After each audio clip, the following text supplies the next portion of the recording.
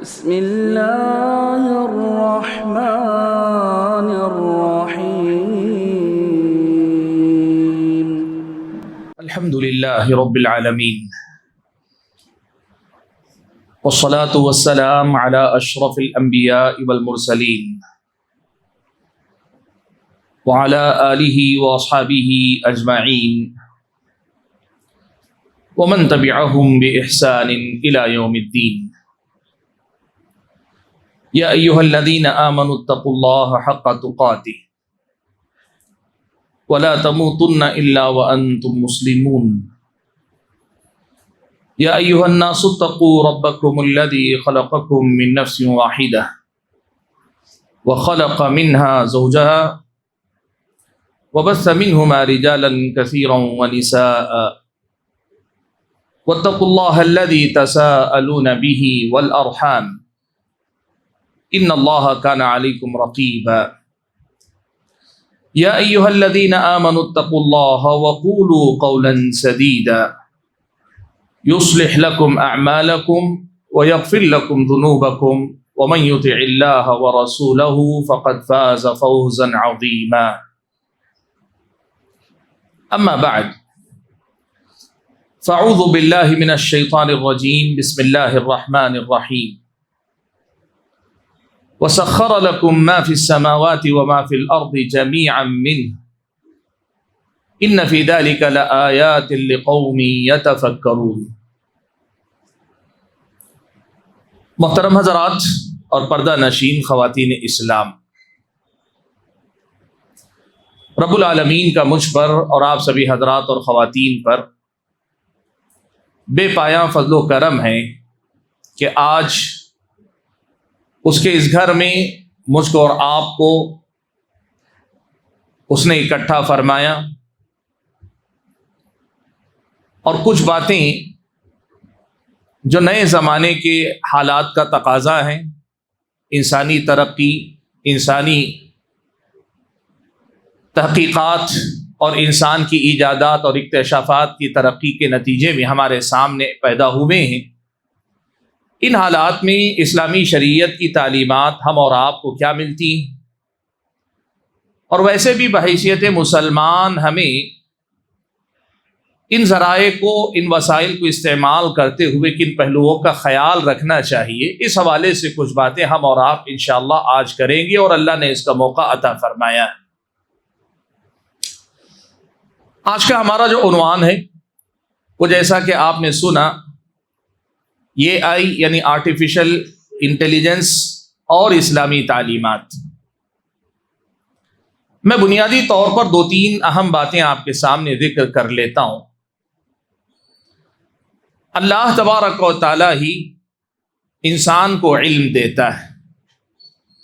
علم اللہ تبارک و تعالی ہی کی طرف سے آتا ہے، ہر طرح کا علم، دین کا علم ہو یا جسے ہم دنیا کا علم کہتے ہیں، ہر علم کا دینے والا صرف اللہ تبارک و تعالی ہے۔ انسان کا خالق اللہ تعالی ہے، اور انسان کے افعال کا خالق بھی اللہ تبارک و تعالی ہے، اور انسان کے افعال کے جو نتائج ہوتے ہیں ان نتائج کا خالق بھی اللہ تبارک و تعالی ہے۔ اللہ خالق کل شیء، اللہ تبارک و تعالی ہی ہر چیز کی تخلیق کرنے والا ہے۔ کائنات میں جو بھی چیز پیدا ہوئی، ہو رہی ہے، ہوگی، پہلے نہیں تھی، بعد میں وجود میں آئی یا آئے گی، ہر چیز کو وجود میں لانے والا رب العالمین اللہ تبارک و تعالی ہی ہے۔ اللہ تعالی ہی ہر چیز کا خالق، خیر کا خالق بھی اللہ تبارک و تعالی ہے، شر کا خالق بھی اللہ تبارک و تعالی ہے۔ شر کی نسبت براہ راست اللہ تعالیٰ کی طرف نہیں کی جاتی، لیکن خیر کے ساتھ شر کا خالق بھی اللہ تبارک و تعالیٰ ہی ہے۔ ابلیس کا خالق بھی اللہ تعالیٰ ہے، آدم کا خالق بھی اللہ تبارک و تعالیٰ ہے، بنی آدم کا خالق بھی اللہ تبارک و تعالیٰ ہے، ابلیس کی ذریت کا خالق بھی اللہ تبارک و تعالیٰ ہے، بندوں کے اعمال کا خالق بھی اللہ تعالیٰ ہے، ابلیس اور اس کی ذریت کے اعمال کا خالق بھی اللہ تبارک و تعالی ہے۔ خیر اور شر ہر چیز کا پیدا کرنے والا صرف اور صرف اللہ تبارک و تعالی ہے، اور یہیں سے یہ بات آپ سمجھ لیجئے کہ دنیا میں جو بھی چیز ایجاد پذیر ہوتی ہے، موجود ہوتی ہے، وجود میں آتی ہے، اس چیز کا وجود میں لانے والا حقیقی خالق اللہ تبارک و تعالی ہی ہے۔ تو اسی لیے میں نے کہا ہر علم کا دینے والا صرف اللہ تبارک و تعالی ہے۔ اب اللہ تبارک و تعالی نے یہ نظم فرمایا، وہ علم جسے ہدایت، وہ علم جسے اللہ تعالیٰ کی طرف سے آنے والی آسمانی ہدایت کہتے ہیں، جسے دین کہتے ہیں، جسے شریعت کہتے ہیں، جسے نجات کا راستہ کہتے ہیں، اس کا ذریعہ اللہ تبارک و تعالیٰ نے یہ رکھا کہ اللہ تعالیٰ قوموں میں سے کسی ایک انسان کا انتخاب کرتا تھا، اور اس انسان کو اللہ تبارک و تعالیٰ نبوت کے مقام پر فائز کرتا تھا، اور پھر اس نبی کے ذریعے اللہ تعالیٰ قوموں تک اپنی مرضی، اپنا مقصود کہ انہیں اللہ کی عبادت کے لیے پیدا کیا گیا، اور یہ عبادت وہ کیسے کریں گے یہ اللہ تعالیٰ انبیاء کے ذریعے پہنچایا کرتا تھا۔ یہ سلسلہ پیارے نبی صلی اللہ علیہ وسلم پر آ کر ختم ہو گیا۔ اب اللہ کے نبی کے بعد کوئی نبی نہیں آئے گا، کوئی رسول نہیں، کوئی اللہ تعالیٰ کے نبی کے بعد نبی یا رسول کوئی آنے والے نہیں ہیں، اور اللہ کے نبی کا دین ہی آخری دین ہے، قیامت تک یہی دین رہے گا۔ اللہ تعالیٰ نے دین کے معاملے میں وہ جسے ہم دین کا علم کہتے ہیں، اس کے جو مصادر ہیں کتاب و سنت کو اللہ تبارک و تعالیٰ نے محفوظ کر دیا۔ اِنَّا نَحْنُ نَزَّلْنَا الذِّكْرَ وَإِنَّا لَهُ لَحَافِظُونَ، یقیناً ہم ہی نے ذکر کو اتارا ہے اور ہم ہی اس کی حفاظت کرنے والے۔ اللہ نے دین کی حفاظت کی ذمہ داری لے لی۔ اب یہ جہاں تک علم شرعی کا مسئلہ ہے وہ محفوظ ہے، مدون ہے، قیامت تک آنے والے نت نئے مسائل بھی وجود میں آئیں گے، وقت کے مجتہد علماء اپنی محنت کریں گے، کوشش کریں گے، وہی محفوظ کتاب و سنت کی روشنی میں، اس کے اصولوں کی روشنی میں، اس کے دلائل کی روشنی میں لوگوں کے دینی مسائل کا حل وہ دیتے جائیں گے۔ ان کے مقابلے میں ایک اور میدان ہے جسے ہم دنیا کا علم کہتے ہیں۔ اس کے لیے اللہ تبارک و تعالیٰ نے کیا کیا؟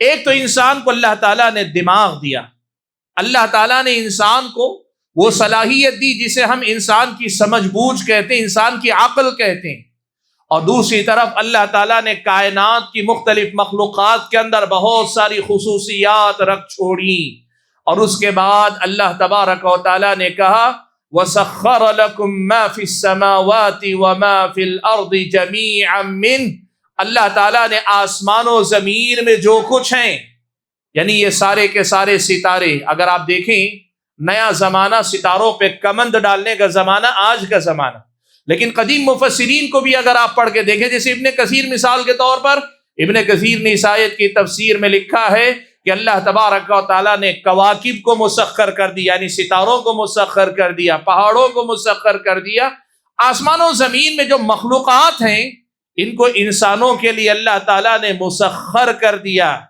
جمیعا من، سب کے سب اللہ ہی کی تخلیق ہیں، اور سب کے سب انسان کے ہاتھ میں اگر دیے جا رہے ہیں، انسان کے لیے مسخر کیے جا رہے ہیں، یہ اللہ تعالیٰ ہی کی طرف سے انسان کے لیے مسخر کیے جا رہے ہیں۔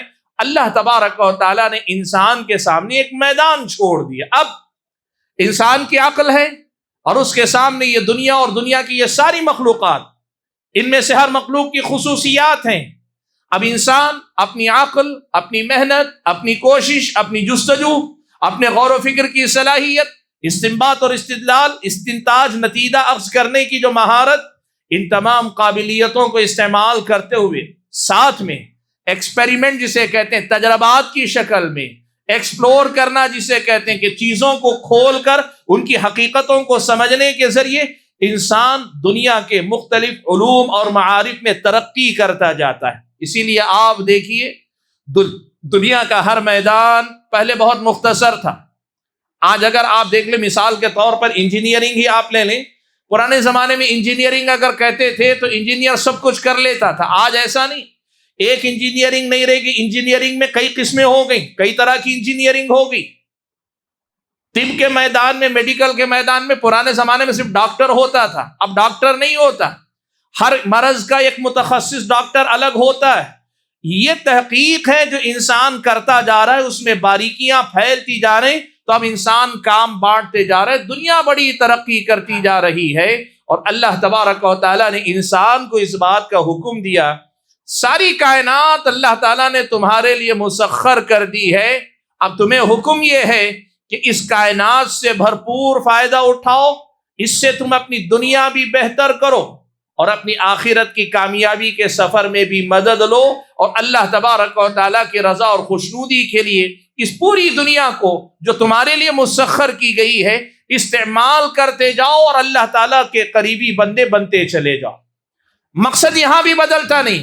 دنیا چاہے جتنی ترقی کر جائے، دنیا چاہے جس قدر زیادہ ایکسپلور کرتی جائے، کھولتی جائے دنیا ایک دوسرے کو، لیکن مقصد وہی رہے گا. یہ دنیا دارالعمل رہے گی، یہ دنیا کھیتی ہوگی، میدان ہوگا جہاں ایک انسان کو کھیتی کرنی ہے. پرانے زمانے میں محدود وسائل کی محدود دنیا میں جو مقصد تھا، جو منزل تھی، آج وسیع دنیا اور بہت سارے وسائل کی دنیا میں بھی انسان کی زندگی کا مقصد وہی ہے، اور یہی انسان کو کرتے رہنا چاہیے. اب اس دنیا کے اندر جو ترقی انسان کرتا جاتا ہے، ایجادات، اکتشافات، انوویشنز، نئے نئی چیزوں کو وجود میں لانا اور انسانی زندگی کو بہتر سے بہتر کرنا، اپ گریڈ کرنا، یا انسانی زندگی کے لیے وسائل مہیا کر کے، ایفرٹس کم کر کے، محنت کم کر کے بہتر نتائج اخذ کرنے والے آلات بنانا، یہ سارے کام انسان کے لیے کھلے ہوئے ہیں. اور اسلامی شریعت کہتی ہے اللہ نے مسخر کیا ہے کہ تم دنیا میں کرتے چلے جاؤ. حاضرین گرامی قدر، یہ ہیں علم کے دو دائرے. ایک ہے علم شریعت، علم دین جسے ہم اور آپ کہتے ہیں، اور دوسرا جسے عرف میں ہم علم دنیا کہتے ہیں، یعنی کائنات اور کائنات کے حقائق کا علم، اور اس علم کے ساتھ ان کو استعمال کر کے اس دنیا کو ایک بہتر جگہ بنانا اور اپنی اس دنیا کے سفر کو، زندگی میں جینے کے طرز کو بہتر بنانے کی کوشش کرنا، اپ گریڈ کرنا، آج سے زیادہ بہتر کل بنانے کی کوشش کرنا، اور ساتھ میں ان سب چیزوں کا بہتر استعمال کر کے مقصد زندگی جو اللہ تعالیٰ کی بندگی ہے، اس مقصد کے حصول کے لیے کوشش کرنا. یہ علم دنیا سے جڑا ہوا مقصد ہے جو اسلامی شریعت نے ہم اور آپ کو دیا. اب یہ جو علم ہے، علم دنیا، اس میں کئی بار انسان اپنی اکتشافات، ایجادات کے ذریعے ایسی چیزیں دنیا کے اندر وجود میں لاتا ہے جو خیر ہی خیر ہے، انسانوں کا اس سے صرف بھلا ہوا ہے. ایسی بہت ساری چیزوں کو انسان ایجاد کر کے لاتا ہے جس سے اس دنیا کی بہتری ہی بہتری ہوئی ہے. اور کئی بار ایسا ہوتا ہے کہ انسان یا تو اپنے نفس کے خبث یا شیطان کے بہکاوے میں آ کر کئی ایسی چیزوں کی ایجاد کرتا ہے جو سماج کے لیے، انسانیت کے لیے نقصان دہ ہوتی ہیں. جیسے آپ دیکھیں جادو کا علم ہے، یا ایسے ہی بہت سارے وہ طریقے جو انسان آج فراڈ کرنے کے لیے سیکھ لیتا ہے.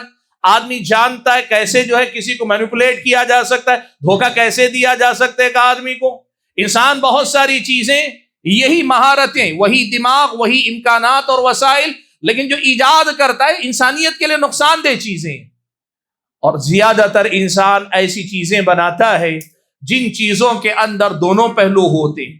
استعمال کرنے والا اگر صحیح سے استعمال کرے تو وہ بڑی مفید چیز ہو سکتی ہے، لیکن اگر استعمال کرنے والے کی نیت صحیح نہ ہو، مقصد صحیح نہ ہو، یا پھر یہ کہ وہ اس کا استعمال صحیح ڈھنگ سے نہ کرتا ہو، صحیح چیز بھی غلط چیز کے لیے استعمال کی جا سکتی ہے، اور ایک ہی چیز کا صحیح یا غلط دونوں طرح کا استعمال کیا جا سکتا ہے. اکتشافات، ایجادات کی دنیا کی یہی حقیقت ہے. آج آپ دیکھ لیجئے، تلوار کی بات ہو، چھری کی بات ہو، آدمی تلوار اور چھری سے کتنے اچھے کام لے لیتا ہے، اور اسی چھری سے کتنے غلط کام آدمی کر لیتا ہے. شریف آدمی کے ہاتھ میں چھری ہو تو ایک نعمت ہے، اور وہی شریر آدمی، بدماش کے ہاتھ میں چھری ہو تو سماج کے لیے خطرہ ہے. اس دنیا کی یہی حقیقت ہے. جتنے وسائل اللہ نے دے دیے انسان کے ہاتھ میں، اب انسان ان وسائل کا استعمال کر کے یا تو اپنے لیے بہتر چیزوں کو ایجاد کر سکتا ہے، یا غلط چیزوں کو ایجاد کر سکتا ہے، یا ایسی چیزوں کا ایجاد کرتا ہے جن کا دونوں طرح سے استعمال ہو سکتا ہے. اور اب استعمال کرنے والا جیسے استعمال کرے، حکم بھی ویسے ہی اس انسان پہ لاگو ہوگا. یہ پوری کائنات اسی اصول پہ چل رہی ہے، اور اسلامی شریعت کا موقف اور اسٹینڈ بھی یہی ہے کہ آدمی ان وسائل کو ایجاد کرے. اللہ نے اس کے لیے میدان کھلا چھوڑا ہے. دین میں بدعت کی گنجائش نہیں. لیکن دنیا میں بدعت نہیں بلکہ جدت ہمیشہ ہوتی رہنی چاہیے. انسان ترقی کرتا جائے، وہاں اضافہ غلط ہے، یہاں رک جانا غلط ہے. اسلامی شریعت کی نظر میں آپ ایجادات کریں، اکتشافات کو وجود میں لائیں، دنیا کو بہتر بنانے کی کوشش کریں. اسلامی شریعت ہم اور آپ کو یہ سکھاتی ہے. حاضرین گرامی قدر، یہ بنیادی باتیں اگر ہمارے اور آپ کے سامنے واضح ہیں تو پھر ہم آتے ہیں اس چیز کی طرف جسے ہم اور آپ آرٹیفیشل انٹیلیجنس کہتے ہیں یا کہا جاتا ہے. یہ آرٹیفیشل انٹیلیجنس کا مطلب کیا ہے؟ اسے میں آسان زبان میں آپ کے سامنے رکھنے کی کوشش کرتا ہوں. آرٹیفیشل انٹیلیجنس جسے اردو میں مصنوعی ذہانت کہا جاتا ہے، اور علاقائی زبانوں میں الگ الگ نام اس کو دیے گئے، لیکن زیادہ کامن جو عربی جو انگلش ورڈ ہے یہ آئی یا آرٹیفیشل انٹیلیجنس، یہی سب سے زیادہ کامن ہے اور زیادہ تر لوگ یہی بولتے ہیں. اس کا مطلب کیا ہے؟ پہلے اس کی حقیقت ہم اور آپ سمجھ لیتے ہیں. یہ انسانوں کی جو ایجادات ہیں، انسان جو ترقی کر رہا ہے، وسائل میں بہتری لا رہا ہے، اس کا ایک مرحلہ ہے، اس کا ایک درجہ ہے. پرانے زمانے کے مقابلے میں آج کے زمانے کے لیے نئی ایجاد ہے، نیا اکتشاف ہے، اور اگر آپ کہیں بڑا حیرت انگیز اکتشاف ہے، اور اگر کہیں تو بسا اوقات بڑا خطرناک اکتشاف ایجاد بھی ہے. کیا ہے یہ؟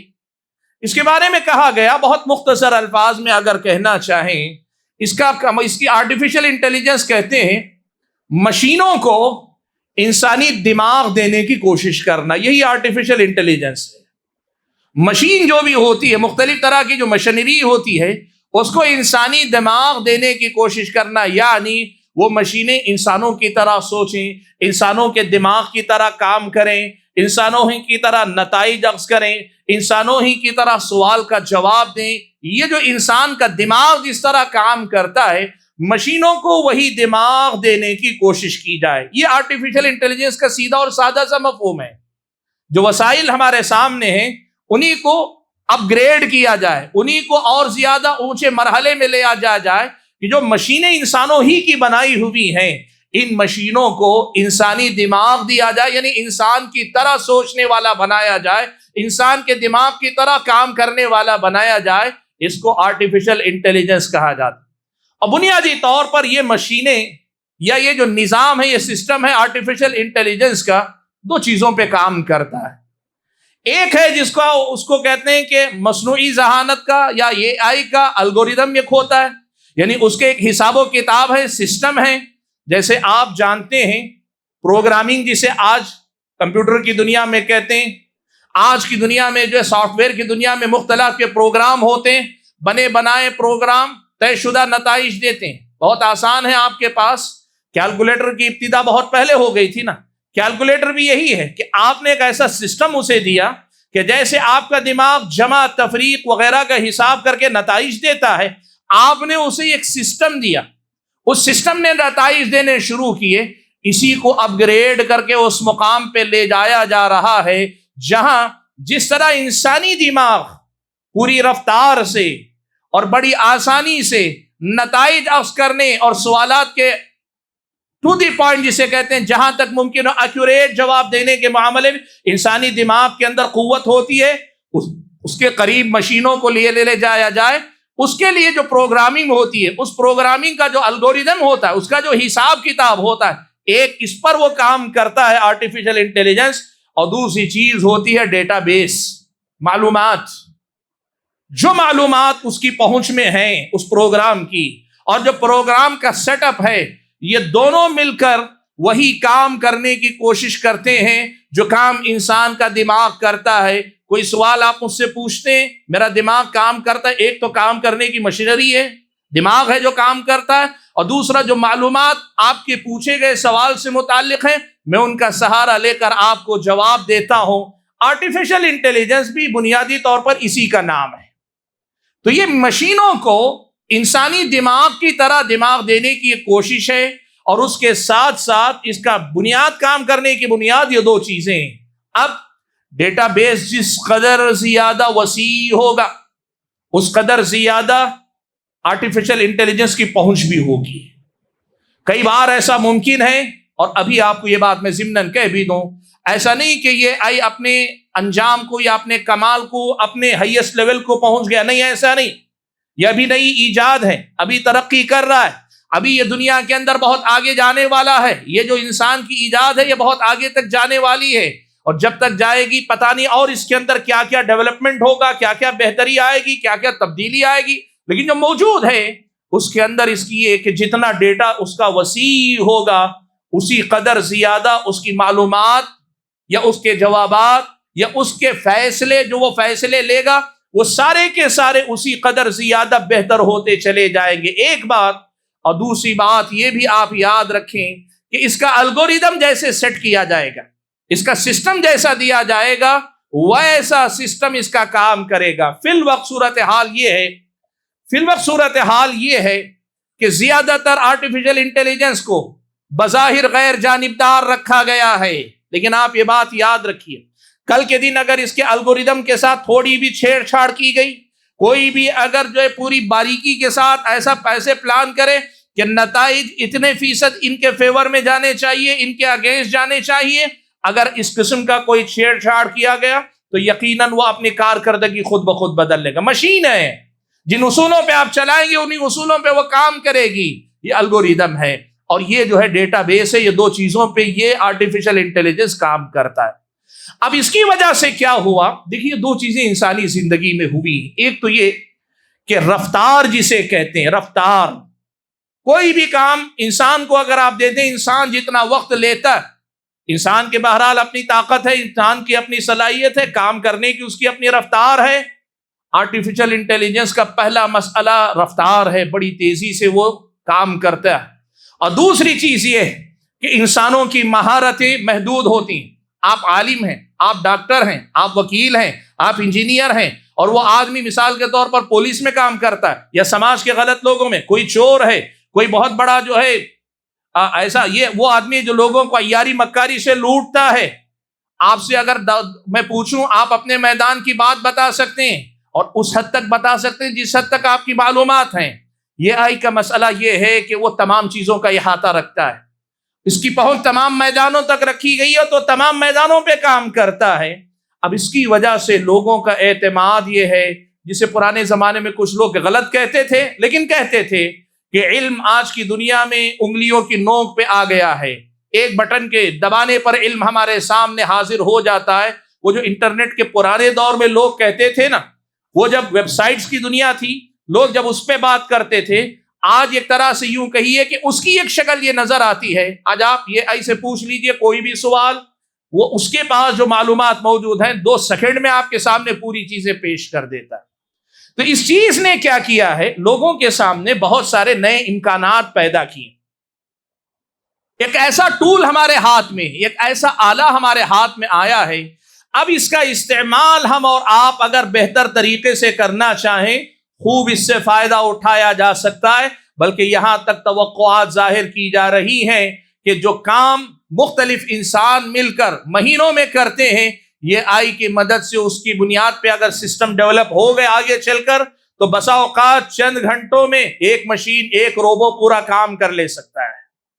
تو ایک طرف تو انسانی ترقی یا انسانی زندگی میں رفتار آنے والی ہے، اور دوسری طرف وہیں یہ خطرہ بھی بڑھنے لگا ہے کہ اس کے آنے کی وجہ سے بہت ساری چیزوں میں اونچ نیچ ہو سکتی ہے. حاضرین گرامی قدر، یہ ہے یہ آئی کا مختصر سا تعارف، آرٹیفیشل انٹیلیجنس کا مختصر سا تعارف، جس کی روشنی میں ہم اپنی اگلی گفتگو کریں گے انشاءاللہ. سوال یہ پیدا ہوتا ہے کہ اس عنوان کا انتخاب ایک مسجد کے اندر اور ایک دینی پروگرام کے اندر ہم نے کیوں کیا؟ ظاہر سی بات ہے یہ ٹیکنالوجی وغیرہ کی بات ہے تو اس پہ انجینئرز بات کریں گے، سافٹ ویئر کے میدان کے جو ماہرین ہیں وہ بات کریں گے، وہ آپ کے سامنے بتائیں گے اس کو آپ بہتر کیسے استعمال کر سکتے ہیں، غلط کیسے استعمال ہو سکتا ہے، یہ ساری باتیں وہ بتائیں گے. اور یقیناً میدان ان کا ہے، وہی بتائے تو بہتر، ہم کیا بتا سکیں گے. لیکن بھائیو، آج اس عنوان کے انتخاب کی ایک اصل وجہ یہ ہے کہ جہاں یہ نئے امکانات سامنے آئے ہیں، دین، ایمان اور مسلمانوں کے اپنی معاشرتی زندگی، سماجی زندگی اور اس کے ساتھ ساتھ مستقبل میں ہمارے اپنے بچوں کی تعلیم تربیت کے حوالے سے بہت سارے ایسے سوالات کھڑے ہو رہے ہیں جن کا ہمارے دین سے تعلق ہے، اور اس سلسلے میں ہم اور آپ کو دینی رہنمائی لینا ضروری ہو جاتا ہے.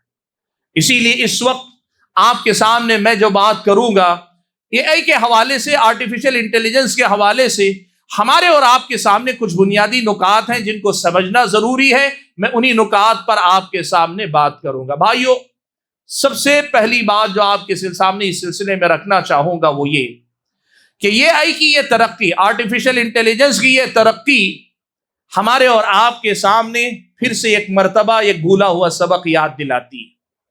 دیکھو، دنیا کے اندر مسلمان اللہ کا فضل و کرم ہے، ایک بہت بڑی حقیقت ہے، یاد رکھیے.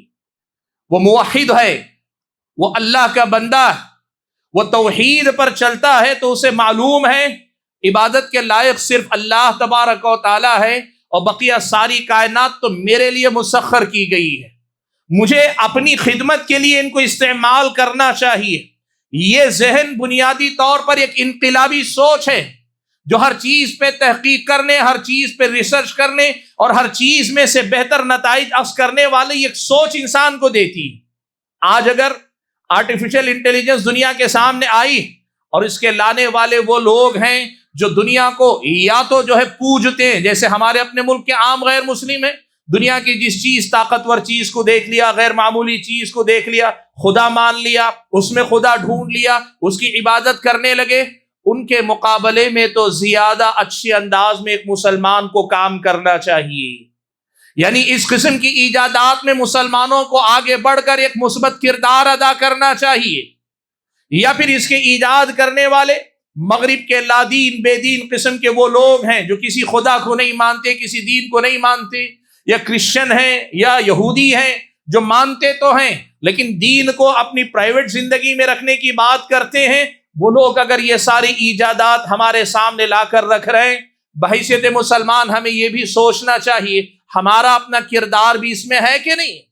اس میں کوئی شک نہیں، سافٹ ویئر کی دنیا میں آج اللہ کا فضل و کرم ہے، مسلم نوجوانوں کی ایک بڑی تعداد الحمدللہ کام کرتی ہے. ایسا نہیں کہ پیچھے ہیں، الحمدللہ غیر مسلموں کے برابر مسلمان بھی حصے دار ہیں، اور یہ آئی کے وجود میں آنے کے پیچھے بہت سارے مسلم نوجوانوں کی بھی حصے داری ہے.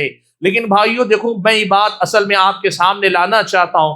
دنیا ترقی کرتی جائے گی، ایسی ایجادات دن بدن لوگوں کے سامنے آتے جائیں گے جن سے پوری دنیا کا نظام متاثر ہوگا یا بدل جائے گا یا اپ گریڈ ہوگا. ایسی ایجاد اگر کسی مسلمان کی طرف سے آئے تو یہ مسلمانوں کے لیے نہ صرف یہ کہ باعث عز و شرف ہے، باعث صد افتخار ہے، بلکہ مسلمانوں کے تئیں دنیا کا جو منفی ذہن ہے، لوگ جو نیگیٹو نظر سے ہمیں دیکھتے ہیں، اس کو پازیٹیو میں بدل لے، منفی نظریے کو مثبت نظریے میں بدلنے میں بڑی مدد ملتی ہے.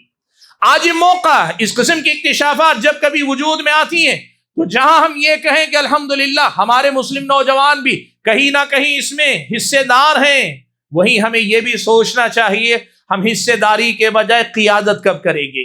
حصے داری کے بجائے دنیا کے سامنے اس قسم کی چیزیں ہم لا کے کیوں نہیں پیش کریں گے تاکہ دنیا والے ان ایجادات کی وجہ سے یہ سمجھ سکیں مسلمان اس امت کے لیے، اس انسانیت کے لیے بوجھ نہیں، امت کا محسن ہے، انسانیت کا محسن ہے. جس طرح پرانے دور میں اگر آپ دیکھیں گے نا، طب کے میدان میں، انجینئرنگ کے میدان میں، جغرافیہ کے میدان میں، بہت سارے میدانوں میں اگر دیکھیں گے، آج کی جو ترقی ہے پرانے زمانے میں مسلمانوں کی ایجادات پہ ڈیپینڈ ہے. اس دور میں جو مسلمانوں نے ایجادات کی تھیں، آج کی دنیا انہی ایجادات کو اپ گریڈ کرتی ہوئی جا رہی ہے. اگر یہی بات آج کے دور میں ہم کر سکے، یقین مانیے پرانے زمانے کے مقابلے میں آج دنیا گھر آنگن ہو چکی ہے. یہاں اگر مسلمان آگے بڑھ کر ایسے غیر معمولی کارنامے کر دکھائیں تو یہ جو مسلمانوں کے بارے میں غلط پروپیگنڈا کیا جاتا ہے، سماج کے لیے ان کو ایک بوجھ سمجھا جاتا ہے، یا سماج کے لیے یہ ایک یوں سمجھیے سڑا ہوا گلا ہوا عضو ماننے والے مانتے ہیں یا بنانے کی کوشش کرتے ہیں، ان کا منہ توڑ جواب ہوگا اگر ہمارے نوجوان اس میدان میں آگے بڑھ کر آئے. پہلی بات جو آپ کے سامنے ذکر کرنا چاہوں گا، اللہ نے ہمارے اور آپ کے لیے مسخر کیا، ہم موحد ہیں، ہماری توحید کا یہ تقاضا بھی ہونا چاہیے کہ دنیا کے سامنے ایسی ایجادات اور اکتشافات لا کے رکھیں جو دنیا کے سامنے واقعتاً مسلمانوں کے اس پہلو کو سامنے لا کے رکھیں کہ یہ اللہ کی عبادت کرتے ہیں، باقی ساری دنیا کو دنیا کے لیے مسخر کرنے اور دنیا والوں کے لیے استعمال کرنے میں بنیادی کردار ادا کرتے ہیں، قائدانہ کردار ادا کرتے ہیں. یہ بات ہونی چاہیے. حاضرین گرامی قدر، دوسری بات اس آرٹیفیشل انٹیلیجنس کے بارے میں جو ہم اور آپ کو جاننی چاہیے وہ یہ کہ کیا کوئی آدمی اس میدان میں کام کر سکتا ہے؟ یعنی آرٹیفیشل انٹیلیجنس کا جو میدان ہے، جو ایجادات ہیں، جو پروگرامنگ چل رہی ہے، جو ڈیٹا اس کو فراہم کیا جا رہا ہے، اس میدان میں کیا کوئی مسلمان کام کر سکتا ہے؟ اس کو جاننے سے پہلے ایک مسئلہ جاننا ضروری ہوگا، وہ کیا ہے؟ شریعت مطہرہ کی نظر میں یہ آرٹیفیشل انٹیلیجنس اچھی چیز ہے کہ بری چیز ہے؟ ظاہر سی بات ہے، میری ابھی تک کی گفتگو ہی آپ کے سامنے یہ بات واضح کرنے کے لیے کافی ہے۔ یہ چھری ہے، یہ تلوار ہے، استعمال کرنے والے پہ موقوف ہے کہ وہ کیسے استعمال کرے گا۔ آپ بازار میں لا کر انگور بیچتے ہیں، لے جا کر کھانے والا کھائے گا، صحت بنے گی، اور لے جا کے شراب بنا کے پینے والا پیے گا، وہ برباد ہوگا۔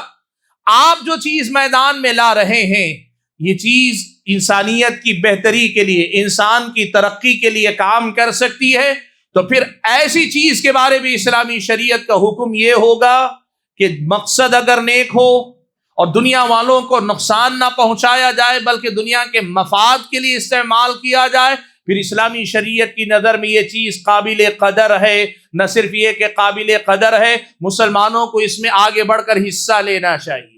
اور خاص طور پر میں یہ بات کہوں، ہم اگر یہ مانتے ہیں کہ مسلمان اللہ کے فضل و کرم سے امن و امان والے ہیں، دنیا کی بہتری سوچنے والے ہیں، یہ دنیا کے بارے میں غلط نہیں سوچ سکتے، تو پھر یہ مہارتیں بھی مسلمانوں کے ہاتھ میں ہونی چاہیے تاکہ ان مفید چیزوں کا مفید ہی استعمال ہو، غلط استعمال نہ ہونے پائے۔ مسلمانوں کو اس میں آگے بڑھ کر حصہ لینا چاہیے، اور اگر اس کا غلط استعمال ہو رہا ہے یا غلط مقصد کے لیے استعمال ہو رہا ہے تو پھر مسلمان کو ایسی چیزوں سے دور رہنا چاہیے، بلکہ اگر مسلمان کر سکے تو یہ کریں۔ اس میں جو شر کا پہلو لایا جاتا ہے اس پہ روک لگانے کے لیے مسلمان محنت کریں۔ آرٹیفیشل انٹیلیجنس کا اگر کوئی نیگیٹو امپیکٹ، غلط اثر سماج میں مرتب ہو سکتا ہے، اس نقصان کو ختم کرنے یا گھٹانے یا اس نقصان سے سماج کو بچانے کے پہلو کیا ہو سکتے ہیں، اس پر ایک مسلمان کو کام کرنا چاہیے۔ دنیا کی ترقی جب سامنے آئے، اس سے بھاگنے والے دنیا سے پیچھے رہ جاتے ہیں۔ اسلامی شریعت جہاں تک آپ کو اجازت دی رہی، آپ آگے بڑھیے، کام کیجئے، اور دنیا اگر اس کے ایک پہلو کو نظر انداز کر رہی ہے، آپ اس پر محنت کیجئے۔ اللہ کا فضل و کرم ہے کہ یہ مسئلہ آرٹیفیشل انٹیلیجنس کے فائدوں کے ساتھ جو نقصان کا پہلو ہے، نہ صرف یہ کہ علماء اس پہ نظر رکھے ہوئے ہیں، بلکہ یہ بات سچ ہے کہ جدید دنیا بھی یہ سمجھتی ہے کہ یہ ایک بہت خطرناک ٹول ہے۔ اگر اس کا استعمال غلط لوگوں نے کیا تو سماج کا بڑا نقصان ہوگا۔ وہ ابھی سے اس کو لے کر فکر مند ہیں، اور امید ہے، جیسے جب انٹرنیٹ وجود میں آیا تھا نا، بڑے خطرے لوگ محسوس کر رہے تھے۔ فیس بک جب وجود میں آیا تھا، اس کے فساد اور اس کے شر کو دیکھ کر علماء میں سے بعض نے حرام ہونے کا فتویٰ تک دیا ہوا تھا۔ یہ سب چیزیں ہوئی، لیکن رفتہ رفتہ اللہ کے فضل و کرم سے اس کے شر پہ قابو پا کے اس کے شر کو گھٹایا گیا اور اس کے خیر میں اضافہ کیا گیا۔ مسلمان کو اس میں حصہ لینے کی ضرورت ہے۔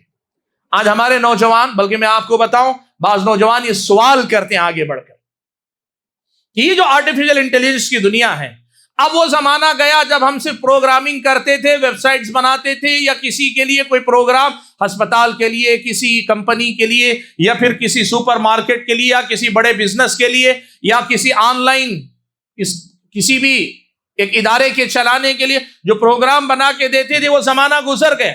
ہم اگلے لیول میں جا چکے ہیں، اور یہاں آرٹیفیشل انٹیلیجنس سے بہت سارا شر جڑا ہوا ہے۔ تو کیا ہم کام کر سکتے ہیں؟ اس میں یہ سوال باقاعدہ علماء سے ہو رہا ہے۔ آپ یہ بات یاد رکھیں، آپ یقیناً کر سکتے ہیں، بلکہ آپ کو آگے بڑھ کے کرنا چاہیے۔ لیکن کرنا کیا چاہیے؟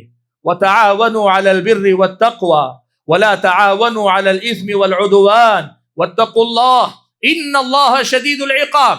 نیکی اور تقوی کے معاملات، انسانیت کی بھلائی کے معاملات، کہ لا ينهاكم الله عن الذين لم يقاتلوكم في الدين ولم يخرجوكم من دياركم ان تبروهم وتقسطوا اليهم۔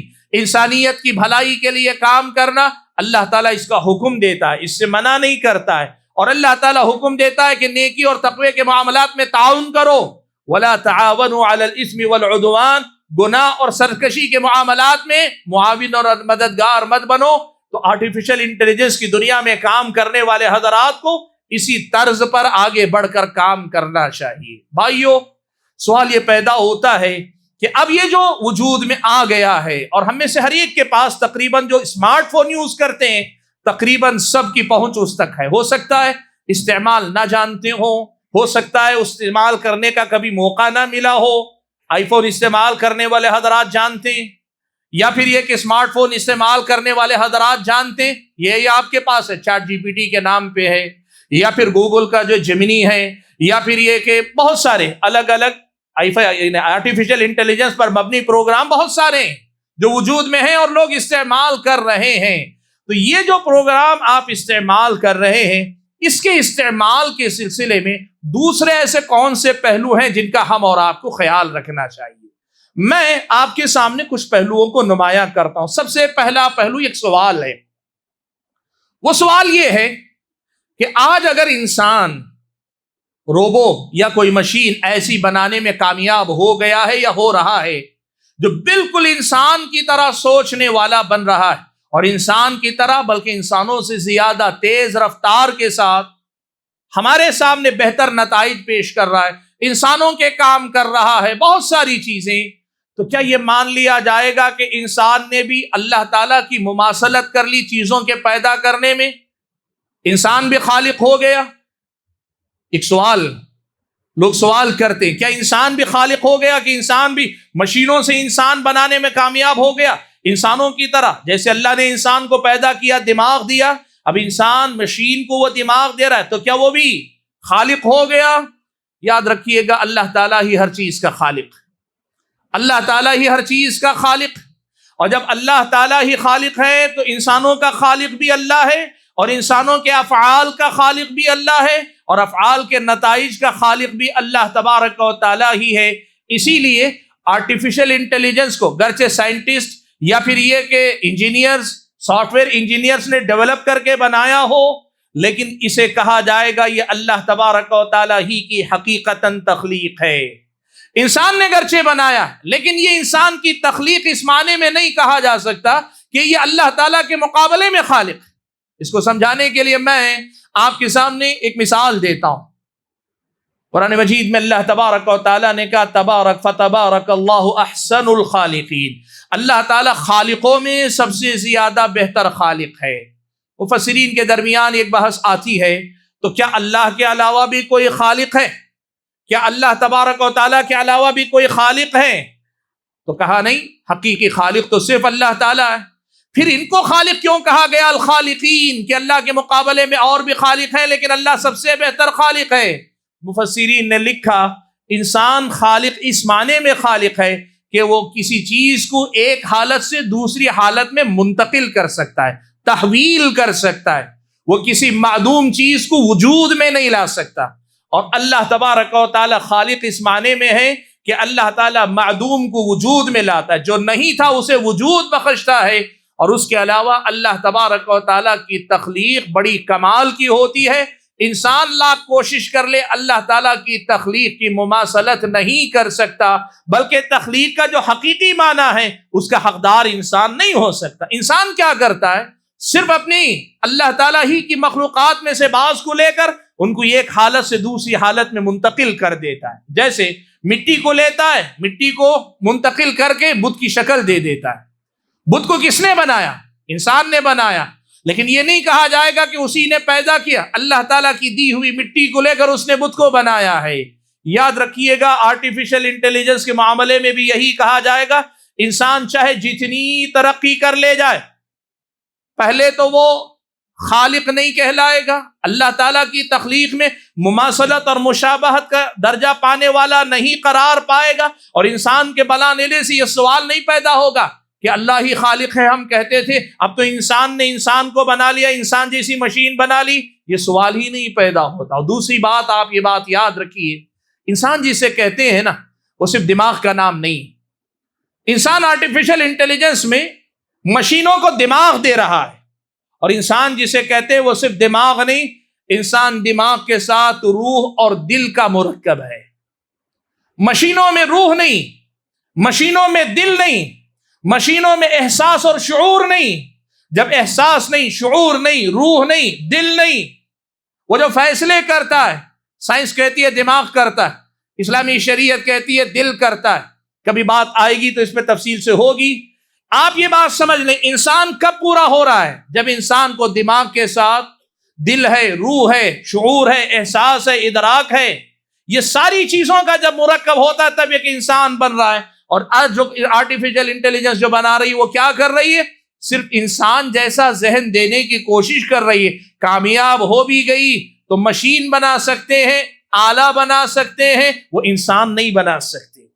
اسی لیے اگر کل کوئی آدمی آرٹیفیشل انٹیلیجنس کی بنیاد پر یہ سوال کھڑا کرے، یہ اعتراض کرے کہ انسان نے تو انسان کو بنا لیا، انسان نے تو پیدا کر لیا، جیسے لوگ یہ سوال کرتے ہیں نا کہ آج کی دنیا میں بہت سارے ایکسپیریمنٹ ہو رہے ہیں. جیسے مثال کے طور پر میڈیکل کی دنیا میں آپ جانتے ہیں انسان کو دل کی ضرورت ہے، انسان کو گردے کی کڈنیز کی ضرورت پیش آتی ہے، تو دوسرے جانوروں پہ ایکسپیریمنٹ ہو رہا ہے کہ دوسرے جانوروں سے ہم ایسے جانور پیدا کریں جن سے ہم جو عضو چاہے نکال لیں. اگر مان لیں کوئی اس قسم کا ایک جانور دوسرے جانور کو ملا کر ایک تیسرے قسم کا جانور وہ بنانے میں کامیاب ہو گئے تو کیا یہ کہا جائے گا کہ وہ اللہ کی طرح خالق ہو گئے؟ نہیں کہا جا سکتا. یہی بات آپ آرٹیفیشل انٹیلیجنس کے بارے میں بھی سمجھیے. کل کے دن کوئی ملحد آ کر، کوئی کافر آ کر یہ اعتراض کرے کہ اللہ تبارک و تعالیٰ کی تخلیق کی طرح یہ بھی تخلیق کرنے میں کامیاب ہو گئے، آپ اس حقیقت کو یاد رکھیے گے کہ ایسا کچھ نہیں.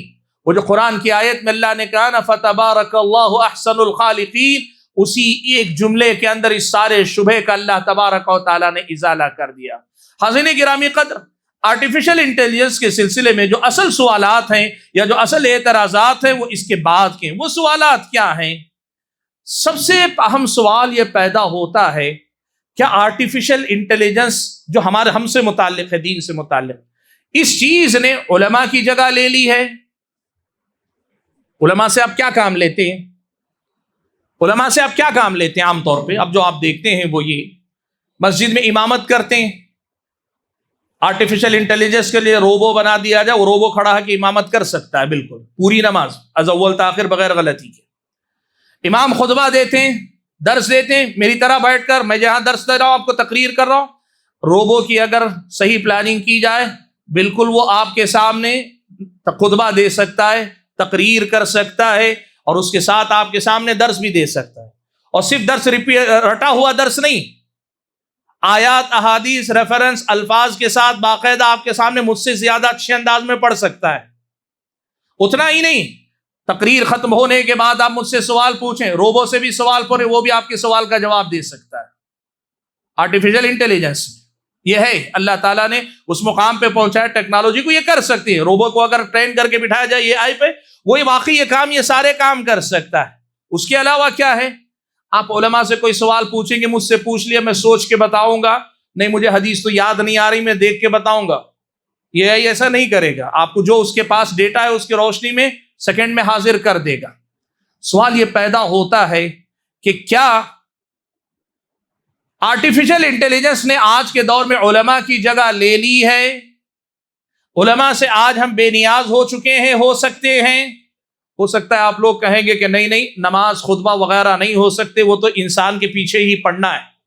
ہم مان لیں گے. لوگ کہیں گے نہیں ہم کہیں گے روبو کے پیچھے نماز نہیں پڑھیں گے، روبو کے پیچھے خطبہ نہیں سنیں گے، یہ تو آپ کہہ لیں گے. لیکن زیادہ مشکل مسئلہ کہاں ہے؟ زیادہ مشکل مسئلہ اس میں ہے کوئی مسئلہ اگر پوچھنا ہے، فتویٰ اگر پوچھنا ہے تو کیا ہم جو ہے یہ جو artificial intelligence chat G P T ہے یا کوئی بھی ان سے سوال پوچھ سکتے ہیں؟ میں آپ کو بتاؤں بہت سارے علماء ہمارے ایسے ہیں، پتہ نہیں آپ کے لیے انکشاف صحیح ہوگا کہ نہیں، بہت سارے علماء ایسے ہیں جو خطبے کی تیاری میں چیٹ جی پی ٹی سے مدد لیتے ہیں. چیٹ جی پی ٹی پہ باقاعدہ ٹائپ کرتے ہیں. مثال کے طور پر مجھے والدین کے ساتھ حسن سلوک پر خطبہ دینا ہے، مجھے جو نکات فراہم کرو، 2 منٹ میں باقاعدہ آپ کے سامنے 10 سے 8-10 نکات آیات اور حدیث کے حوالے کے ساتھ وہ دے دیتا ہے. سوال یہ ہے کہ کیا آرٹیفیشل انٹیلیجنس اب یا آئندہ چل کر یہ علماء کی جگہ لے سکتا ہے؟ میں آپ کو بتانا چاہتا ہوں یہ بڑا خطرہ ہے جو آج ہمارے اور آپ کے نوجوانوں کو سمجھنا چاہیے. بدقسمتی یہ، اور آج کا یہ عنوان منتخب کرنے کی وجہ بھی بنا یہ واقعہ، پچھلے دنوں ایک جگہ ایک دورہ علمیہ میں شریک تھا. دورے کے بعد ایک آدمی آیا، ایک نوجوان آیا، کہنے لگا کہ مولانا آج جو باتیں آپ نے کہی نا یہ باتیں کل ہی میں نے ٹاپک دیکھ کے سرچ کی، چیٹ جی پی ٹی نے یہ ساری باتیں بتائی جو آج آپ بتائیں. بس آپ نے جو کچھ باتیں الگ بتائی، لیکن آپ کی جو باتیں ان میں سے بہت ساری باتیں چیٹ جی پی ٹی میں تھی. بہت آسان ہو گیا ہے، اب یہاں آ کر بیٹھ کر پڑھنے کی بھی ضرورت نہیں. دیکھیے آپ کے بتانے سے پہلے وہ باتیں مجھے معلوم ہو گئی تھی. میں نے اس کو چونکہ درس ہو چکا تھا، اٹھ رہے تھے، میں نے کہا بھائی چیٹ جی پی ٹی پہ تم اعتماد نہیں کر سکتے. تو پورے یقین کے ساتھ مجھ سے کہہ رہا ہے نوجوان، کہہ رہا ہے کہ نہیں مولانا، میں نے باقاعدہ اس سے کہا اہل حدیث مسلک کے مطابق ہی مجھے جواب چاہیے. تو ایک دم ایکوریٹ، کسی کا نہیں، قرآن حدیث اور باقاعدہ صحابہ کے اقوال کے ساتھ اس نے مجھے جواب دیا. بھائیو یہ مسئلہ یاد رکھو، یہ چیٹ جی پی ٹی آلہ ہے، ذریعہ ہے. یہ آلہ ہی رہے گا، ذریعہ ہی رہے گا. ایک زمانے میں جب ویب سائٹس وجود میں آئے تھے، آدمی ایک کلک پہ لکھ کے حدیث پوچھتا تو حدیثیں مل جایا کرتی تھی. آج بھی وہی صورت حال ہے، بس ذرا ڈیولپ شکل ہے. یہ عالم کی جگہ کبھی نہیں لے سکتے. آپ کو معلوم ہے پیارے نبی صلی اللہ علیہ وسلم نے یہ مسئلہ ہمیں بہت پہلے بتا دیا. اللہ کے نبی صلی اللہ علیہ وسلم نے کہا ان اللہ لا يقبض العلم انتزاعا ينتزعه من العباد ولكن يقبضه بقبض العلماء. اللہ تبارک و تعالی علم کو لوگوں کے دلوں سے نہیں کھینچ لے گا، بلکہ اللہ تبارک و تعالی کیا کرے گا؟ علماء کو اٹھا لے گا. حتی اذا لم يبقي عالما، یہاں تک کہ جب اللہ تعالیٰ کسی عالم دین کو باقی نہیں رکھے گا، کسی عالم دین کو جب باقی نہیں رکھے گا تو کیا ہوگا؟ اتخذ الناس رؤوسا جہالا. تفصیل میں گئے بغیر یہ بات بتانا چاہتا ہوں، اللہ کے نبی کی حدیث اس معاملے میں بڑی واضح ہے کہ علم کی وراثت علماء کے پاس رہے گی، یعنی انسانوں کے پاس ہی رہے گی. مشینیں رہے گی، کتنی ہی ترقی کر جائے، وہ انسان کے لیے ایک وسیلہ ہو سکتے ہیں، ذریعہ ہو سکتے ہیں، وہ ان کی جگہ نہیں لے سکتے. افسوس اس کا ہے کہ بہت سارے نوجوان یہ سمجھتے ہیں دنیا کی ترقی میں جس طرح مین پاور کی جگہ مشین کا پاور چل جاتا ہے، بلکہ مشینوں نے آ کے مین پاور کو گھٹا کے ان کی جگہ لے لی ہے. لوگ یہ سمجھتے ہیں علماء کے مقام پر بھی یہ ذرائع اور وسائل علماء کا مقام لے لیں گے. نہیں، کبھی نہیں ہو سکتے. اور بات معلوم ہے، یہ مسئلہ تو شرعی طور پر مسئلہ واضح ہے. آج شام بیٹھے بیٹھے جب میں اس موضوع پہ سوچ رہا تھا، میں نے سوچا کہ یہی سوال چیٹ جی پی ٹی سے پوچھ کے دیکھ لو. یہی پوچھ لیں کہ کیا آرٹیفیشل انٹیلیجنس فتوے کے باب میں علماء سے بے نیاز کر سکتا ہے، یا پھر یہ کہ کیا یہ علماء کی جگہ لے سکتے ہیں؟ جو جواب آیا نا وہ بڑے پتے کا ہے، اور یقین مانیے بڑا ایکوریٹ جواب ہے. گرچہ میں نے کہا نا کہ وہ عالم نہیں ہے، لیکن اس کا جواب جو اس نے دیا نا بڑا ایکوریٹ جواب میں پڑھنا چاہتا ہوں. ہو سکتا ہے آپ سرچ کریں، الفاظ کے فرق کے ساتھ یہی ملے گا، لیکن آپ دیکھیے میں نے نوٹ کر کے لایا اس کا جواب، کتنا شاندار جواب اس نے دیا ہے.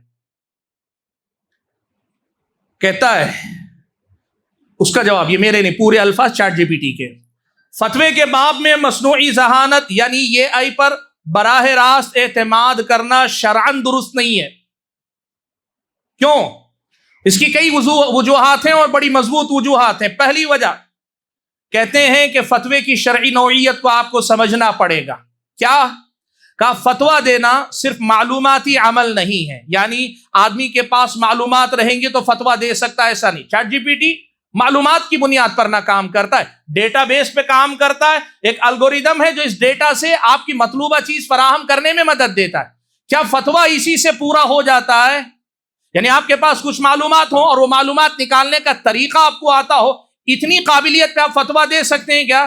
چیٹ جی پی ٹی خود کہہ رہا ہے کہ نہیں، فتویٰ اس پہ نہیں ہوتا. وہ آگے لکھتا ہے، کہہ رہا ہے بلکہ شرعی فہم، تقوی، حالات کا ادراک اور نیت کی درستگی کا مجموعہ ہے. قرآن میں کہا گیا ہے فَاسْأَلُوا أَهْلَ الذِّكْرِ إِن كُنتُمْ لَا تَعْلَمُونَ، اہل ذکر سے پوچھو اگر تم نہیں جانتے. اور اہل ذکر کی شرط میں ایمان، علم شرعی، تقوی اور اجتہادی صلاحیت شامل ہے، جو یہ آئی میں موجود نہیں ہے. وہ خود کہہ رہا ہے کہ نہیں ہے. آپ اس حقیقت کو سمجھے، واقعی یہی مسئلہ ہے فرق کا. ابن قیم رحمۃ اللہ علیہ نے اعلام الموقعین میں ایک بڑی پیاری بات کہی ہے. لوگ غلط سمجھتے ہیں معلومات اگر آ جائیں تو آدمی مفتی بن جاتا ہے، معلومات آ جائیں تو آدمی مفتی بن جاتا ہے. یہی ہمارے نوجوانوں کی غلط فہمی، اور خود اپنے بارے میں غلط فہمی کا شکار ہے. میرے پاس معلومات ہیں، میں خود فتویٰ دے سکتا ہوں. وہ یہی چیٹ جی پی ٹی کے بارے میں بھی سمجھ رہے ہیں یا کسی اور آرٹیفیشل انٹیلیجنس کے پروگرام کے بارے میں کہ معلومات ہوں تو دے سکتے ہیں.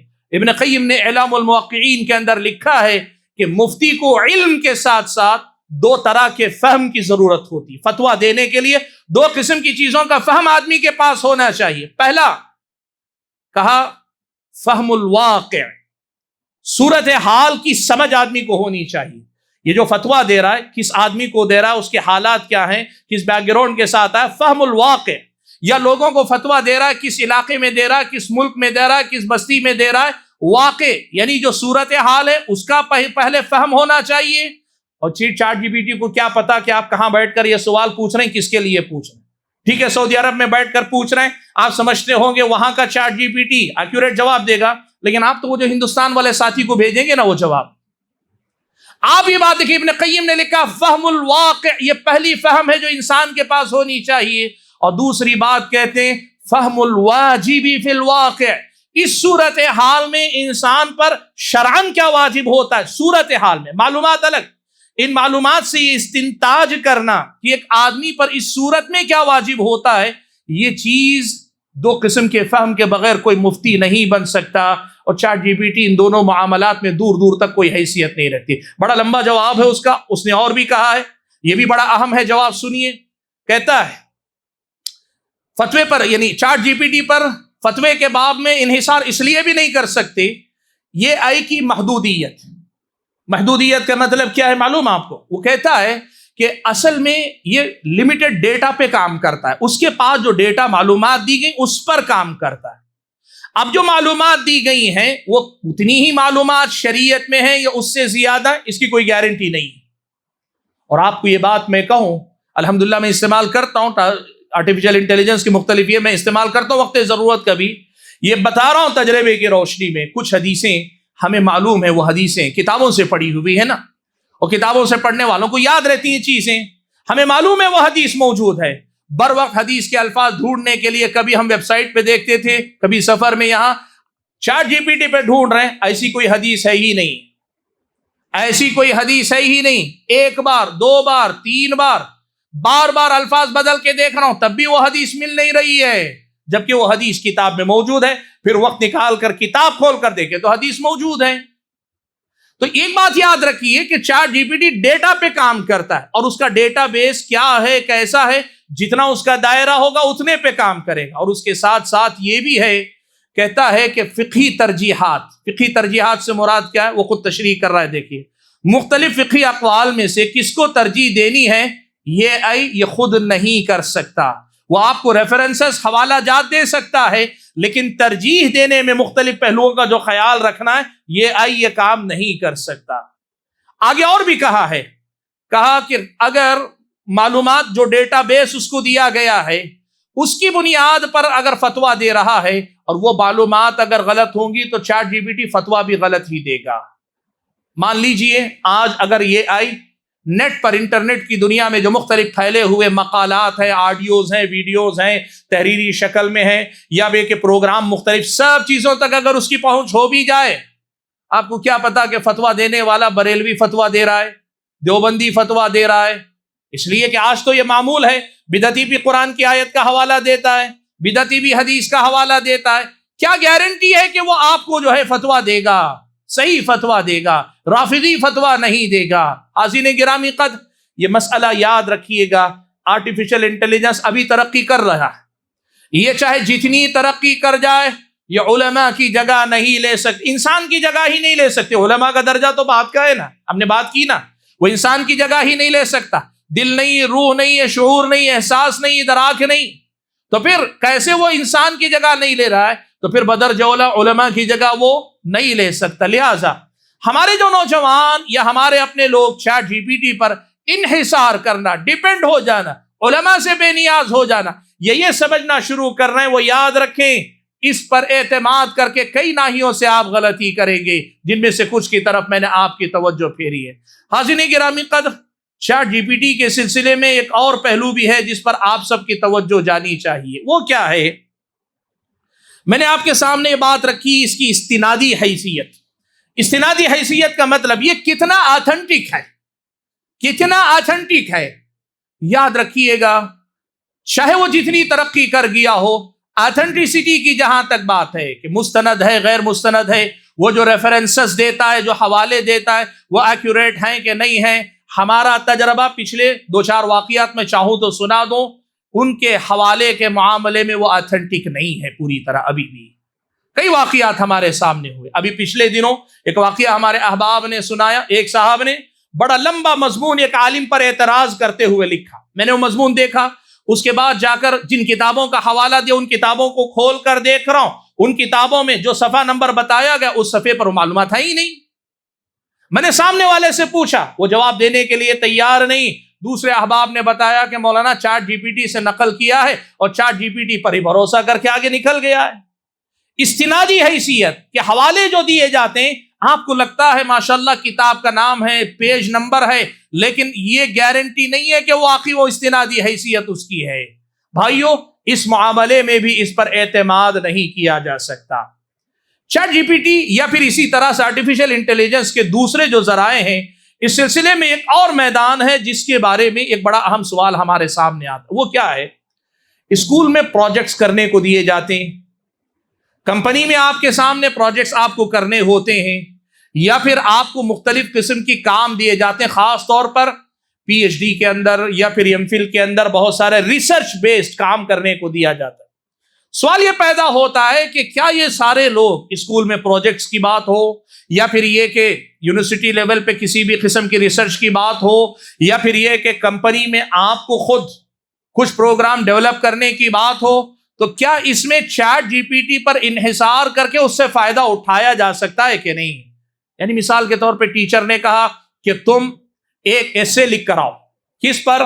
दादा पर, नानी पर, नाना पर, आमतौर पे बच्चों से लिखवाए जाते हैं स्कूल में। तो एसे लिख कर आओ। अब एक नौजवान क्या करता है, घर में वालिदा से कहता है, वालिदा चैट जीपीटी पर जाती है, उससे पूछती है, जो आता है उसको कॉपी करके स्कूल भेज दे। ये जायज है क्या?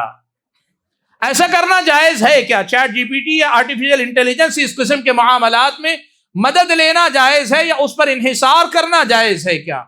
हाज़िरीन गिरामी क़द्र, इस सिलसिले में ये बुनियादी बात याद रखिएगा, ये मसला जायज भी हो सकता है, नाजायज भी हो सकता है। डिपेंड करता है कि आप जिनके लिए काम कर रहे या जो आपको काम दे रहा है वो आपसे क्या चाहता है। टीचर अगर चाहती है कि तुम कहीं से नकल करके लाओ, तुम कहीं से जो है कॉपी करके लाओ, किसी से भी लिखवा के लाओ, आजादी है। बस ये कि आप एक आर्टिकल, एक एसे उस पर लिख कर लाओ, तो फिर आपका चैट जीपीटी से लेना, आर्टिफिशियल इंटेलिजेंस के किसी और प्रोग्राम से लेना बिल्कुल जायज है, कोई हरज की बात नहीं।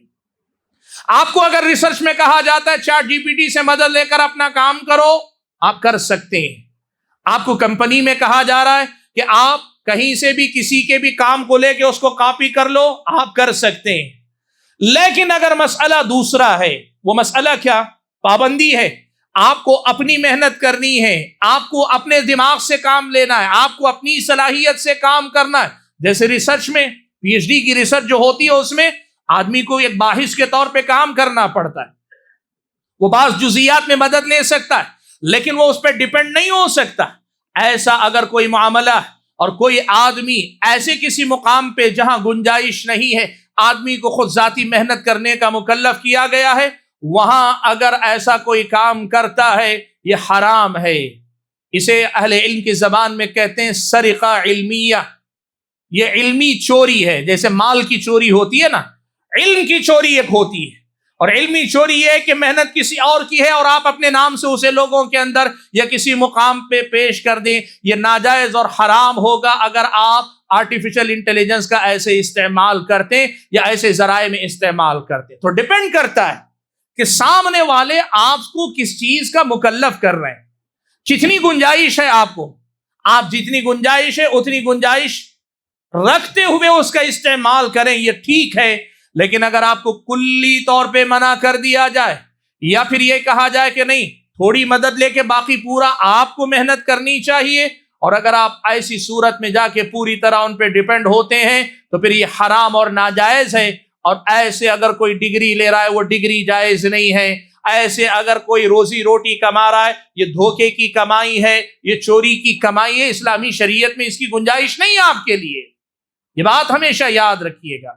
हाज़िरीन गिरामी क़द्र, آرٹیفیشل انٹیلیجنس کا سے جڑا ایک اور مسئلہ جس سلسلے میں اسلامی تعلیمات کا خیال ہم اور آپ کو رکھنا چاہیے وہ یہ کہ اس آرٹیفیشل انٹیلیجنس نے ہمارے اور آپ کے سامنے لوگوں پر الزام، اتہام، لوگوں کے کردار کشی کے نئے امکانات پیدا کر دیے۔ میں نے سب سے پہلے دو چیزیں دیکھی، بہت حیران ہوا۔ بہت پہلے جب شروع میں ایک دم آرٹیفیشل انٹیلیجنس کا تعارف پہلی بار زندگی میں نام سنا نا، تو وہ یہ تھا کہ ایک ویڈیو میں نے دیکھا ایک آدمی کھڑا ہے بازو اور باسکٹ بال کا میچ چل رہا ہے۔ اس نے پہلے میچ دکھا دیا، پورا کا پورا دیکھ لیا آپ نے میچ۔ اس کے بعد بازو کھڑے آدمی سے پوچھا آپ اس پلیئر میں سے کس پلیئر کی جگہ پہ کھیلنا چاہتے ہیں؟ وہ جو آدمی باہر کھڑا ہوا ٹی وی پہ دیکھ رہا ہے، اس نے کہا فلاں۔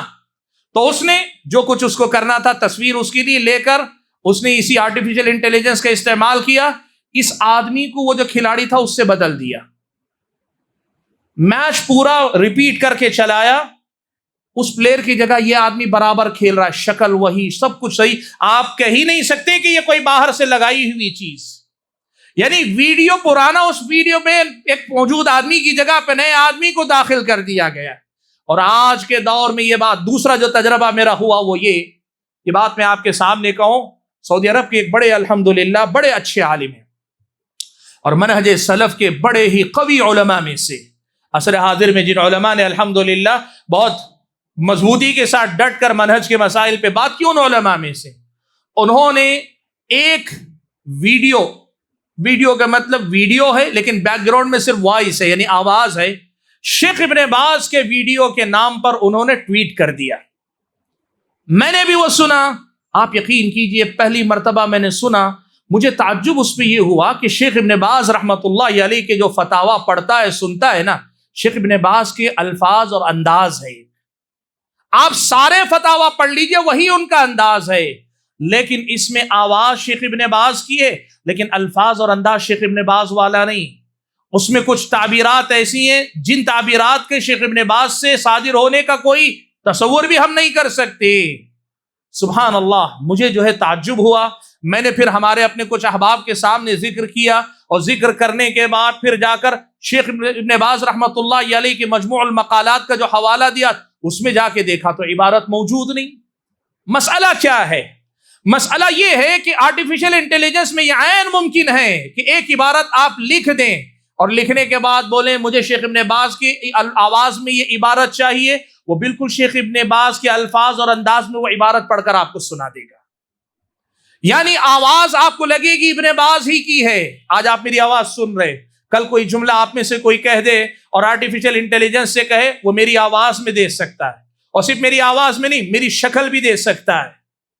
یہ دو واقعات ہونے کے بعد میں نے اس مسئلے پہ جب تحقیق کی تو پتا چلا یہاں بڑا خطرہ۔ اسی لیے بھائیو، قرآن مجید میں ایک آیت ہمیں اور آپ کو بتائی گئی، یا ایھا الذین آمنوا ان جاءکم فاسق بنبأ فتبینوا، تحقیق کیا کرو۔ آرٹیفیشل انٹیلیجنس کے اس زمانے میں کسی بھی عالم کا فتویٰ یا کسی بھی شخصیت کی عبارت یا کسی آدمی پہ الزام یا کسی آدمی کا ویڈیو آپ دیکھ رہے ہیں، خاص طور پر آپ جانتے ہیں ہمارے زمانے میں کردار کشی لوگوں کے لیے بڑا آسان مسئلہ ہے۔ کسی پہ بھی بدکاری کا الزام لگا دیا، فلاں کا افیئر فلاں کے ساتھ ہے، فلاں کو میں نے غلط کام کرتے ہوئے دیکھا، اس لیے کہ لوگ جانتے ہیں اخلاق سے کسی آدمی کو گرا ہوا ثابت کر دیں تو پھر سماج میں اس کا اٹھنا بہت مشکل ہے، اور اسی لیے لوگ کیا کرتے ہیں، جس کو بھی گرانا ہو نا، موقع اگر مل سکے، وہ اگر اتنا بھی موقع دے، آدمی کو پورا کا پورا اخلاق باختہ یا اخلاق سے گرا ہوا ثابت کرنے پہ تل جاتے ہیں۔ آرٹیفیشل انٹیلیجنس نے اس کے امکانات بہت زیادہ بڑھا دیے ہیں۔ یہ عین ممکن ہے کہ کسی غلط قسم کے ویڈیو میں آپ کا یا کسی اور کا چہرہ یا کسی خاتون کا چہرہ وہ چپکا دے اور یہ کہے یہ فلاں خاتون کو دیکھو، اور یہ بھولے بھالے لوگ جو بہت سارے اس آرٹیفیشل انٹیلیجنس کی پہنچ کو نہیں جانتے، وہ تو کہیں گے وہ تو میں نے ویڈیو میں دیکھا، صاف دیکھا، وہی تھا، وہی تھی، میں نے آواز صاف سنی، میں اس کی آواز بچپن سے پہچانتا ہوں، وہی تھا، وہی تھی۔ بھائیو، اسلامی شریعت کی یہ تعلیم یاد رکھنی پڑے گی۔ وہ زمانہ گیا جب ریکارڈنگ یا آڈیو یا ویڈیو ریکارڈنگ ایک حکومت کی نظر، کورٹ میں نہ صحیح، کم سے کم یہاں لوگوں میں مان لیا جاتا تھا کہ یہ حوالہ ہے۔ آج آرٹیفیشل انٹیلیجنس کے زمانے میں قرآن کی اس آیت کو آپ کو یاد رکھنا ہوگا، ان جاءکم فاسق بنبأ فتبینوا ان تصیبوا قوما بجہالہ فتصبحوا علی ما فعلتم نادمین۔ کہیں ایسا نہ ہو لا علمی میں کسی کے ساتھ زیادتی کر بیٹھو اور پھر کل جا کے تمہیں شرمندہ ہونا پڑے۔ خاص طور پر بھائیوں یہ بات بھی یاد رکھو، جہاں ایسے غلط کاموں کے امکانات اس نے پیدا کیے ہیں، وہیں پھیلنے کی جب بات آتی، اس کو پھیلانے کی بات آتی ہے انٹرنیٹ کے ذریعے۔ پرانے زمانے میں آدمی پہ الزام لگتا، بستی میں لگتا، بستی والے جانتے تھے۔ آج اس دور میں آرٹیفیشل انٹیلیجنس کے زمانے میں الزام آپ کے شہر حیدرآباد میں لگے گا، دنیا کے کسی بھی کونے میں آدمی وہاں تک پہنچے گا۔ آدمی کو ڈرنا چاہیے کہ آج کے دور میں اگر جھوٹ بولے گا وہ شہر تک نہیں رہے گا، بہت دور تک جائے گا، جتنی دور تک جائے گا وہاں تک اس کی ذمہ داری بنے گی، وہاں تک یہ اللہ تعالیٰ کے پاس محاسبہ اس کا کیا جائے گا۔ یہ بات آدمی کو سوچنی چاہیے۔ اور حاضرین گرامی قدر، آرٹیفیشل انٹیلیجنس کے حوالے سے ایک اور مسئلہ بھی بڑا اہم ہے، وہ بھی اسلامی شریعت کی تعلیمات کے دائرے میں آتا ہے، اس مسئلے کو بھی آپ کے سامنے ذکر کر لیتا ہوں۔ وہ مسئلہ ہے، دیکھیے ہمارے اور آپ کے پاس اور ہمارے گھروں کے اندر خاص طور پر مرد ہوں خواتین ہوں، تصویریں اپنے موبائل میں رکھنے، ویڈیوز اپنے موبائل میں رکھنے کی بڑی عادت ہے۔ شرعی حکم کیا ہے؟ اہل حدیث علماء کی اکثریت کی رائے یہ ہے کہ تصویر موبائل والی بھی، کیمرے والے بھی حرام ہیں، ویڈیو بھی حرام ہے، اور اس میں گنجائش اہل علم نے صرف دعوت و تبلیغ کے مقاصد کے تحت دی ہے، اور وہ بھی ضرورت بھر۔ دعوت و تبلیغ کے نام پہ فلم بنانے کی اجازت نہیں، دعوت و تبلیغ کے نام پہ پورا فوٹو شوٹ کرنے، دائیں کھڑے ہیں بائیں کھڑے ہیں، ادھر گھوم کے کھڑے ادھر گھوم کے کھڑے، اس سب کی اجازت نہیں۔ اہل حدیث علماء کی اکثریت کا فتویٰ یہی ہے کہ یہ حرام ہے، ناجائز ہے، اور اس اعتبار سے آپ میں سے کسی کو اپنے موبائل میں کسی کی بھی، مرد کی، عورت کی، بچے کی، بچی کی، کسی کی بھی تصویر، کسی کا بھی ویڈیو نہیں رکھنا چاہیے۔ لیکن اگر آپ میں سے کوئی آدمی واقعتاً خواہش نفس کی بنیاد پہ نہیں، علمی تحقیق کی بنیاد پہ اس قول پہ مطمئن ہے کہ یہ ویڈیوگرافی یا پھر یہ کہ فوٹو والی بات وہ تصویر کی جو ممانعت ہے اس میں داخل نہیں ہے، تب بھی اس حوالے سے یہ بات آپ سنیے کہ آپ کے موبائل میں اگر آپ تصویریں رکھ رہے ہیں، آپ کے گھر والوں کی، خواتین کی، یہ قوی امکان ہے کہ کسی نہ کسی طریقے سے اس آرٹیفیشل انٹیلیجنس کے دور میں لوگ آپ کا یہ ڈیٹا چرائیں اور اس کے بعد آپ کے خلاف اس کا استعمال کریں۔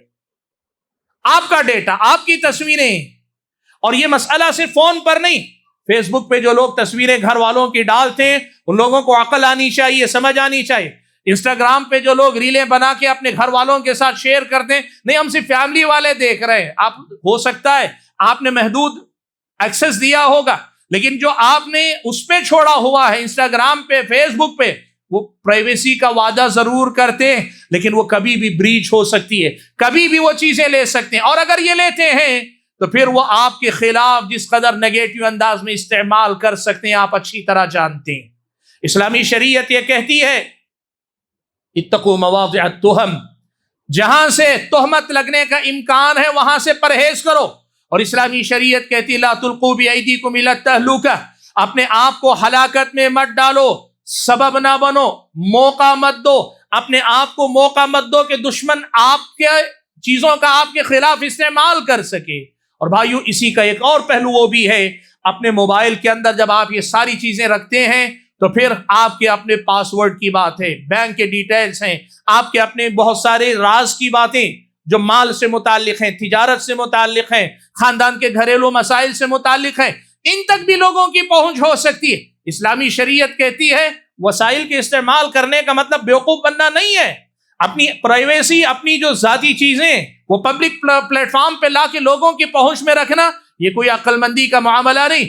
کل پچھتانے سے پہلے بہتر ہے اسلامی شریعت کی تعلیمات کی آج پابندی کر لو، کل برا وقت آنے سے پہلے ہو سکتا ہے آج آپ سنبھل جائیں، اس بات کی ہم اور آپ کو کوشش کرنی چاہیے۔ حاضرین گرامی قدر، آرٹیفیشل انٹیلیجنس کا معاملہ بہت لمبا ہے۔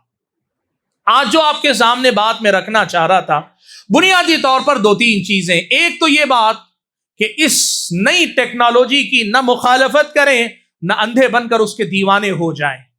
اسلامی شریعت کہتی ہے افراط و تفریط سے بچ کر اعتدال پہ قائم رہنا، وسطیت پہ قائم رہنا، یہی اسلام ہے ہمیشہ.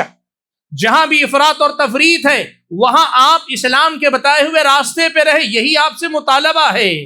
اور دوسری بات آپ کے سامنے رکھنی یہ تھی کہ اس ٹول کے استعمال کرنے میں ہر نئی چیز جب آتی ہے نا لوگوں کو بہت اچھی لگتی ہے، لوگ لپک لپک کے لیتے ہیں، ایکسس آپ دیتے چلے جا رہے ہیں، وہ پوچھ رہے فلاں پرمیشن، آپ اجازت دیتے جا رہے ہیں، آپ کو پتہ نہیں کہ آپ جو حاصل کر رہے ہیں اس سے کہیں زیادہ گنوا سکتے ہیں.